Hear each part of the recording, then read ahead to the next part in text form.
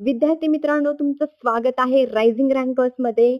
आणि मी तुम्हाला या व्हिडिओमध्ये नोव्हेंबर 2025 चे करंट अफेअर्स कव्हर करून देणार आहे, जे की मोस्ट प्रोबॅबल असतील आणि विथ ट्रिक्स, ज्याने की तुमच्या हे क्वेश्चन्स लक्षातच राहिले पाहिजेत. असे क्वेश्चन्स तुमचे कव्हर करून दिले जातील.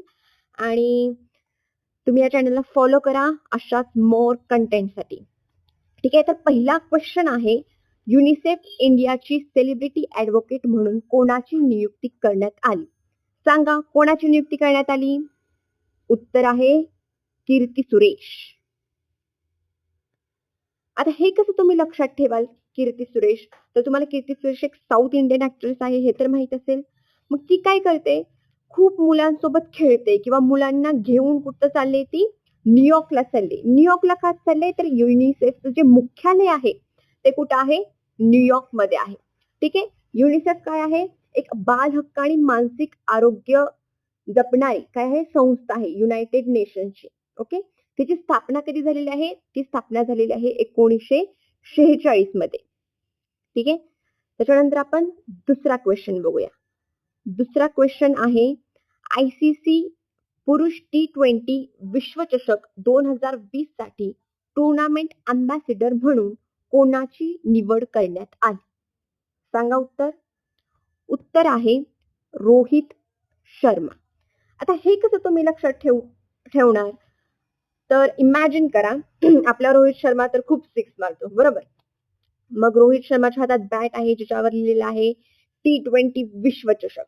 आणि हे 2020 नाही बरं का, 2026 आहे. 2026 साठी रोहित शर्मा यांची टुर्नामेंट अँबॅसिडर म्हणून निवड करण्यात आलेली आहे. आता हे ICC मॅन T20 कधीपासून सुरू झालं? त्याची पहिली आवृत्ती झालेली होती 2007 मध्ये.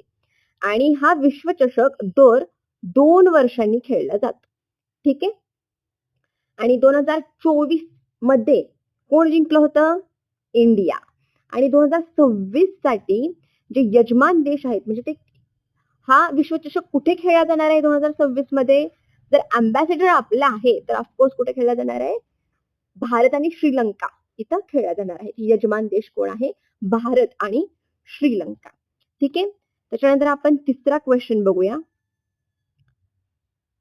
महिला वन डे विश्वचषक स्पर्धेत प्लेअर ऑफ द टुर्नामेंट म्हणून कोणाची निवड करण्यात आली? सांगा. उत्तर आहे दीप्ती शर्मा. ठीक आहे, दीप्ती शर्मा. आता महिला वन डे विश्वचषक स्पर्धेत यांची जी निवड करण्यात आली आहे, यांच्यामुळे त्यांना UP मध्ये पोलीस पद पण देण्यात आलेलं आहे. ही एक त्यांचे एक्स्ट्रा माहिती आहे, त्यामुळे तुम्हाला त्या दीप्ती शर्मा काय राहतील? लक्षात राहतील. आता उत्तर प्रदेश राज्य पोलीस पद DSP हे पद त्यांना देण्यात आलेलं आहे. सो DSP दीप्ती शर्मा, महिला वन डे विश्वचषक स्पर्धा आणि player of the tournament. Okay, player of the tournament आहेत म्हणून तर त्यांना DSP पद दिलंय ना. इट्स नॉट छोटं पद नाहीये, है ना? बरोबर. ठीक आहे. आता आपण नेक्स्ट क्वेश्चन बघूया. क्वेश्चन 4. प्रश्न 4. महिला वन डे विश्वचषकातील कामगिरीमुळे, हे बघा आला, हाच प्रश्न आला. उत्तर प्रदेश राज्य पोलीस पद कोणत्या खेळाडूला देण्यात आलं आहे? आणि आपण आत्ताच याचं उत्तर बघितलेलं आहे, दीप्ती शर्मा. त्याच्यानंतर प्रश्न 5. वॉलमार्ट कंपनीचे CEO म्हणून कोण कार्यरत आहेत? सांगा उत्तर. तर याचं उत्तर आहे जॉन फर्नेर. ठीक आहे. कोणाच्या जागेवर आलेले आहेत हे? तर ड्रग मॅकलिन यांची निवृत्ती झाली आणि मग त्यांच्या जागेवर आलेले आहेत जॉन फर्नेर.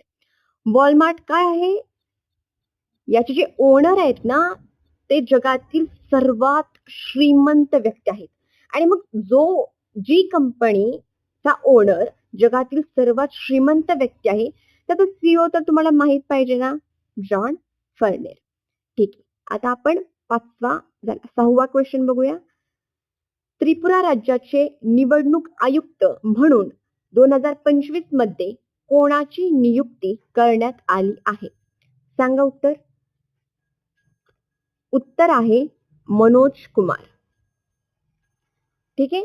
त्रिपुरा राज्याचे नवीन निवडणूक आता याची तुम्ही ट्रिक कशी लक्षात ठेवू शकता, तर त्रिपुरावरून आपण पुरी लक्षात घेऊया.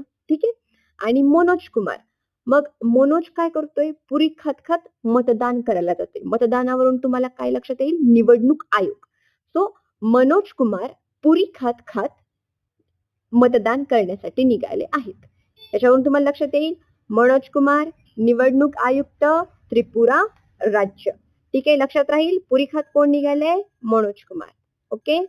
त्याच्यानंतर 7वा क्वेश्चन, 2025 मध्ये हरियाणा महिला आयोगाचे ब्रँड अँबॅसिडर म्हणून कोणत्या क्रिकेट खेळाडूची नियुक्ती करण्यात आली आहे, सांगा.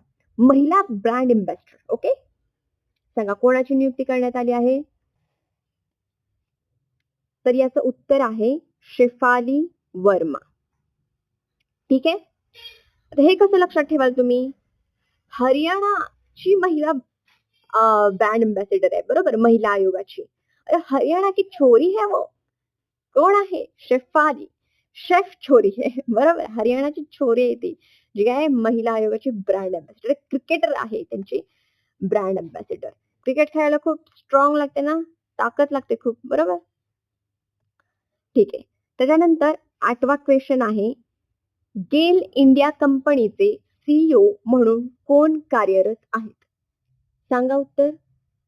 गेल इंडिया कंपनीचे सीईओ म्हणून कोणाची नियुक्ती झाली.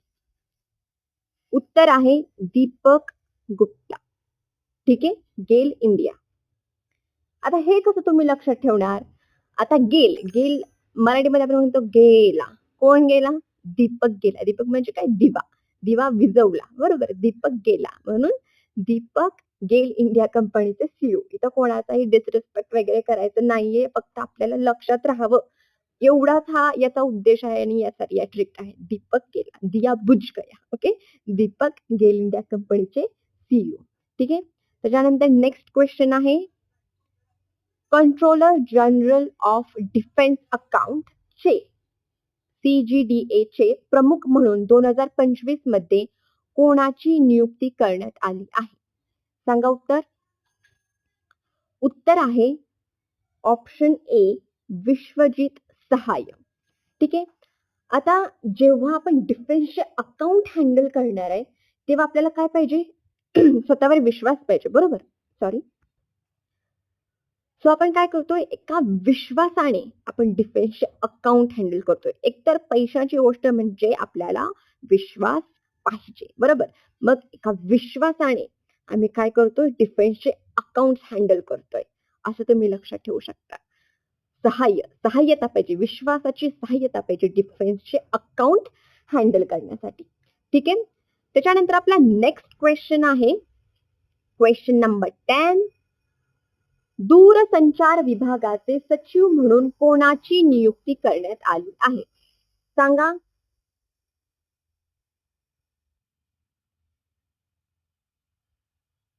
याचं उत्तर आहे अमित अग्रवाल. ठीक आहे, याचं उत्तर आहे अमित अग्रवाल. आता हे कसं तुम्ही लक्षात ठेवणार, दूरसंचार विभागाचे, जर दूरसंचार म्हणजे काही टीव्ही वगैरे, बरोबर, जिथे आपण फ्रंट लाईनला येतो. जर तुम्हाला दूरसंचारमध्ये दिसायचं असेल तर तुम्ही काय पाहिजे, फ्रंट लाईनला पाहिजे ना, तरच तुम्ही कॅमेरामध्ये, म्हणजे फ्रंट लाईनला पाहिजे, म्हणजे काय पाहिजे, तुम्ही अग्रणी पाहिजे. अग्रवाल वरून तुम्ही लक्षात ठेवा, दूरसंचार विभागाचे सचिव. दूरसंचार म्हणलं की I want to be in the front, मी फ्रंटला पाहिजे, बरोबर, अग्रणी पाहिजे. ठीक आहे, असं तुम्ही लक्षात ठेवू शकता.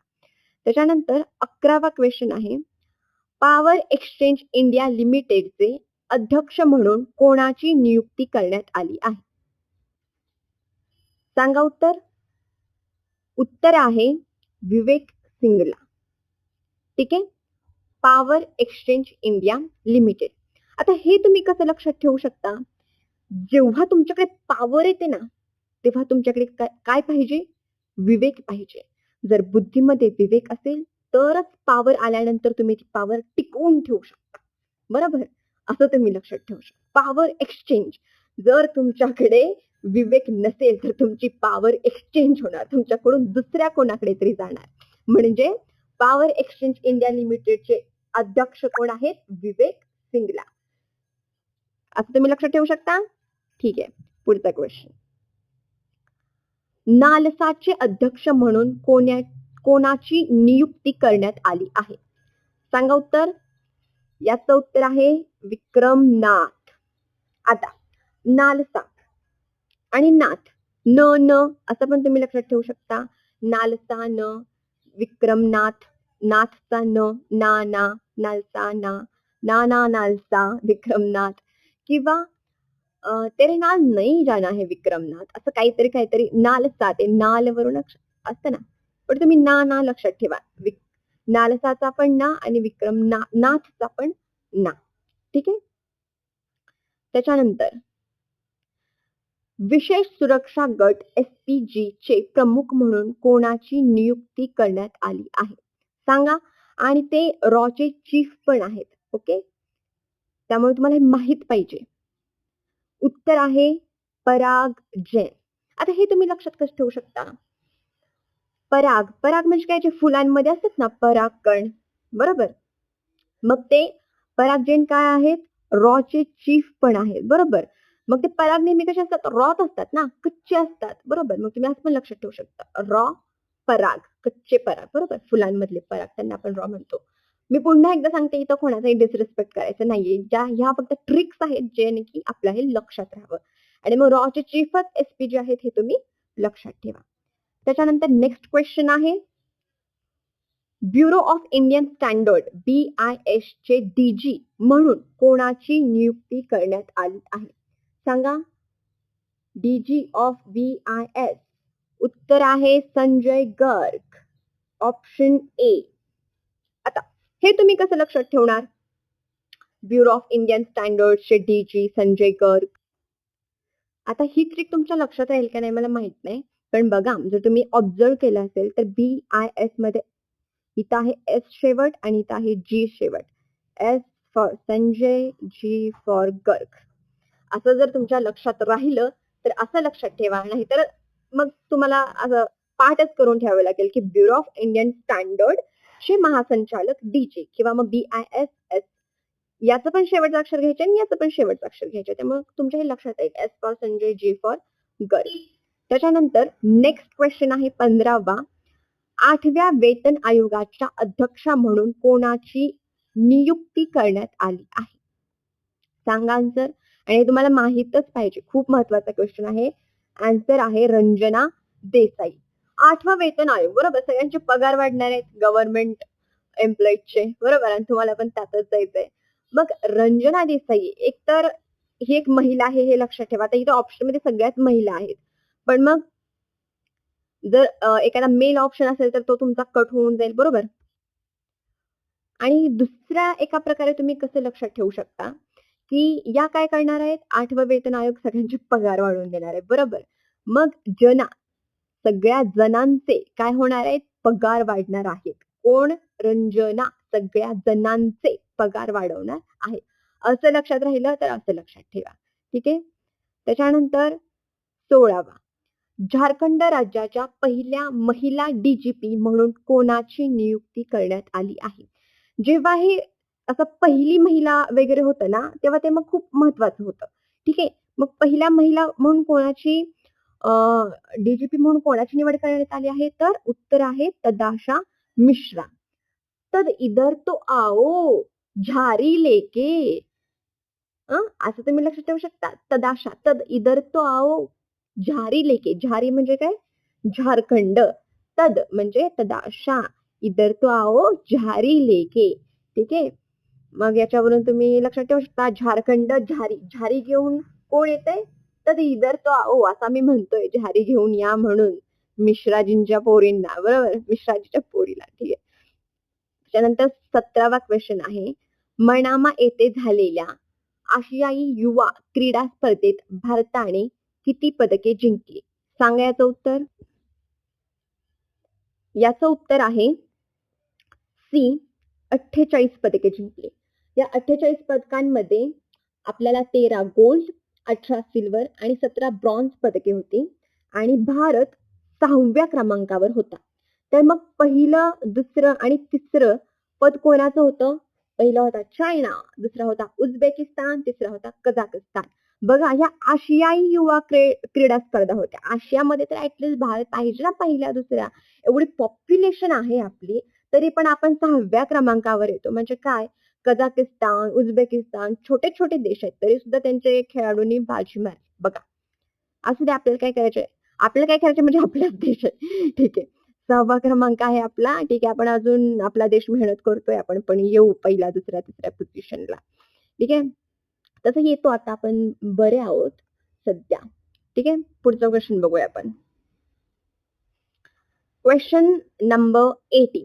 ICC महिला ODI विश्वचषक 2025 मध्ये विजेता देश कोण ठरला आहे? सांगा उत्तर. याचं उत्तर तुम्हाला माहितच असेल. Option C, Bharat.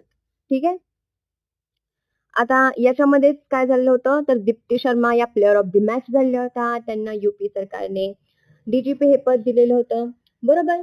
आता या ICC महिला ODI विश्वकप 2025 याची कितवी आवृत्ती होती, तर ही 13वी आवृत्ती होती. कितवी आवृत्ती होती? 13वी. आणि याच्या अभियानाचं नाव काय होतं, तर विल टू विन, जिंकण्याची आशा. बरोबर. यजमान देश कोण होते, तर भारत आणि श्रीलंका. ठीक आहे, एवढं लक्षात ठेवा. त्याच्यानंतर आपण 19वा क्वेश्चन बघणार आहोत. प्रो कबड्डी लीगच्या 12व्या हंगामात विजेता कोणता संघ ठरला आहे?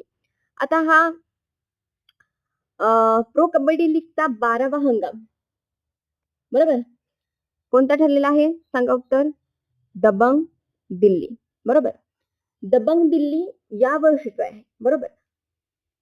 जी 11वी आवृत्ती झालेली होती, त्याचा विजेता कोण होता, तर त्याचे विजेते होते हरियाणा स्टीलर्स. ओके. आणि ही जी दबंग दिल्लीची विन आहे, ती सेकंड टाइम विन झालेले आहेत. ते अगोदर 2021 मध्ये ते जिंकलेले होते, आणि आता 2025 मध्ये पण काय झाले, ते जिंकलेले आहेत. आता असं लक्षात ठेवा की 2025 मध्ये जेव्हा प्रो कबड्डीची 12वी आवृत्ती झाली, बरोबर, 2025 ला जेव्हा प्रो कबड्डीचा फायनल मॅच होती, तेव्हा कोण जिंकलं? आणि दबंग दिल्ली. बरोबर. मग हे लक्षात कसं ठेवणार, जिंकल्यानंतर कोणतं गाणं वाजलं होतं? हुड दबंग दबंग दबंग दबंग. ठीक आहे, ह्या हुड दबंग दबंग वरून तुम्ही दबंग दिल्ली लक्षात ठेवू शकता की जेव्हा 12वी आवृत्ती संपली तेव्हा कोणतं गाणं लागलं? हुड दबंग दबंग, त्याच्यावरून दबंग दिल्ली. ठीक आहे. त्याच्यानंतर क्वेश्चन नंबर 20, प्रश्न 20वा. मिस युनिव्हर्स 2025 चा किताब कोणी जिंकला? सांगा उत्तर. उत्तर आहे फातिमा बोस. या कुठल्या आहेत? मेक्सिकोच्या आहेत. आणि ही 2025 मिस युनिव्हर्स कुठे पार पडली? पार पडली होती थायलंड मध्ये. ठीक आहे. आता हे मला वाटतं सगळ्यांच्या लक्षात असेल, मिस युनिव्हर्स आहे शेवटी ती फातिमा बोस. ठीक आहे, युनिव्हर्स फातिमा. ठीक आहे, पुढचा क्वेश्चन नंबर 21. याची थीम काय होती? मिस युनिव्हर्स 2025 स्पर्धेची थीम काय होती? सांगा. थीम होती पॉवर ऑफ लव्ह. ठीक आहे, पॉवर ऑफ लव्ह, प्रेमात किती शक्ती असते. मग फातिमा सांगते प्रेमात किती शक्ती असते. बरोबर. ठीक आहे, हे लक्षात राहील तुमच्या, प्रेमात किती शक्ती असते. पुढे क्वेश्चन नंबर 22. भारताची 26वी महिला ग्रँड मास्टर म्हणून कोण ओळखली जाते? आता 2025 मध्ये त्या 26व्या भारताच्या महिला शतरंज ग्रँड मास्टर झालेल्या आहेत. सांगा आन्सर. आन्सर आहे शरयू वेलपुल्ला. ठीक आहे, शरयू वेलपुल्ला, महिला ग्रँड मास्टर. जनरली साऊथ इंडियनच आता खूप प्लेयर्स आहेत की जे ग्रँड मास्टर वगैरे होतात. बरोबर. मग शरण आले ग्रँड मास्टर. बरोबर. हे जे महिला ग्रँड मास्टर आहे, शरण आले, याच्यावरून तुम्ही शरयू काहीतरी लक्षात ठेवा. ठीक आहे. त्याच्यानंतर क्वेश्चन नंबर 23. ड्युरंड कप 2025 स्पर्धेचे विजेते कप कोणत्या संघाने जिंकले आहे? पहिल्यांदा मला सांगा, हा ड्युरंड कप कोणत्या खेळाशी संबंधित आहे? तर तो संबंधित आहे फुटबॉलशी. ठीक आहे. कशाशी संबंधित आहे? फुटबॉलशी संबंधित आहे. बऱ्याच जणांना हेच लक्षात राहत नाही की ते हॉकीशी संबंधित आहे, टेनिसशी आहे, फुटबॉलशी आहे, व्हॉलीबॉलशी आहे, कशाशी हा ड्युरंड कप संबंधित आहे? तर तो आहे फुटबॉलशी आणि त्याचे विजेतेपद 2025 चं कोण होतं? North east United F-C. आता हे तुम्ही असं पण लक्षात ठेवू शकता की नॉर्थ ईस्ट स्टेट्स कडून एक फुटबॉल फेकला गेलेला आहे आणि तो डायरेक्ट खूप कशामध्ये गेलेला आहे? अंतराळात गेलाय. बरोबर. ड्युरंड कप. फूट फूटवरून फूट फुटबॉलचा फूट आणि ड्युरंडचा ड्यू. असं फुट ड्यू असं काहीतरी तुम्ही लक्षात ठेवा. जर फुटबॉलशी रिलेटेड आहे लक्षात ठेवण्यासाठी. ठीक आहे. आणि आता नॉर्थ ईस्ट कडून एक फुटबॉल फेकला गेलेला आहे आणि तो खूप उंच गेलेला आहे असं तुम्ही लक्षात ठेवा. ठीक आहे.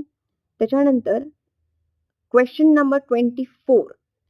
जुलै 2025 मध्ये बुद्धिबळ वर्ल्ड कप स्पर्धेत भारताची पहिली महिला विजेती कोण ठरली आहे? जो ODI झाला ना FIDE world cup I think होता. बरोबर. फिडे वर्ल्ड कप बुद्धिबळचा. त्याची कोण विजेती झालेली आहे? महत्वाचा प्रश्न आहे. दिव्या देशमुख. ठीक आहे.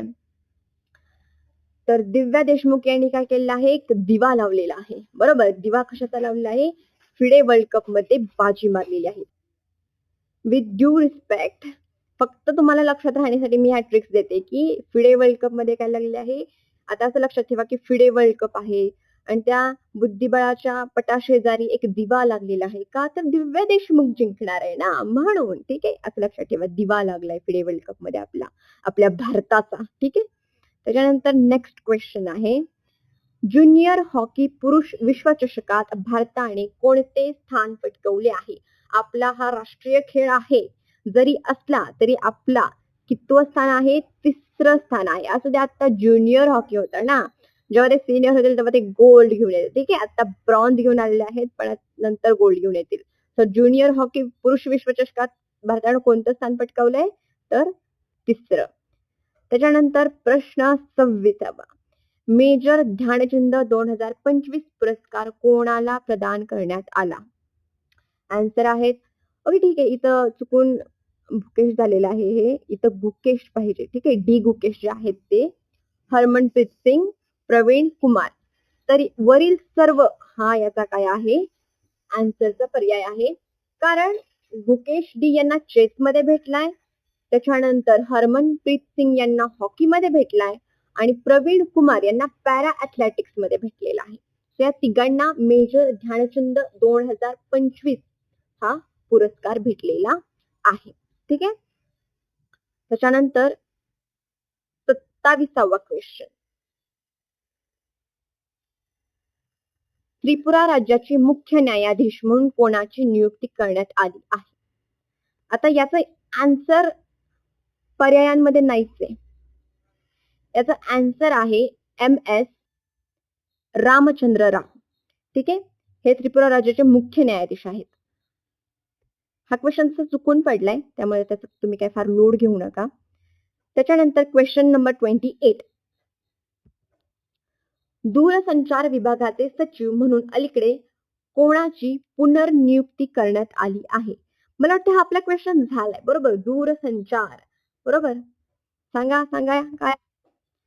दूरसंचार टीव्हीवर आपल्याला फ्रंटला पाहिजे ना आपण. बरोबर. अग्रवालजी अग्रणी पाहिजे आपण. बरोबर. अग्रवाल. ठीक आहे. Next question 29. Power exchange India limited या संस्थेचा पूर्ण अर्थ of course power exchange India limited आहे. ठीक आहे. आशियाई युवा क्रीडा स्पर्धेत भारताने जिंकलेले पदक हे डबल झाले.